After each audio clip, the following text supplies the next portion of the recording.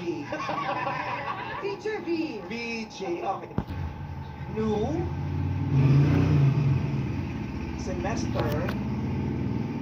Ay, nako, kanal. Binigyan mo pa. June Ay, pagkaraw ko malit. Sarap kumain to. 3, Alin, pagkaraw ko malit. 2025. Sasabihin niya kung ang ano. tamang preposition Yes. dyan sa blanco? On. A. In. B. On. C. At. Or D. From. Ilagay niyo yung choices. On. In. C. At. D. From. Preposition na ilagay sa pangungusap or sa sentence na the new semester begins blank June 3, 2025. B. On. Be on. Sige, sulat mo. Sulat mo ate.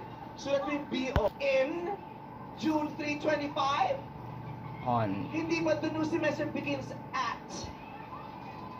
The new semester begins from. Tamang sagot ay... Anong sigaw niya man ng people? On. You should be very proud of yourselves. Because the answer is letter B. On. Dates while in is used with months or years. It's June. The new semester begins in June. Pag wala ito, ang galing. The new semester begins in June 2025. Pakisulat nga.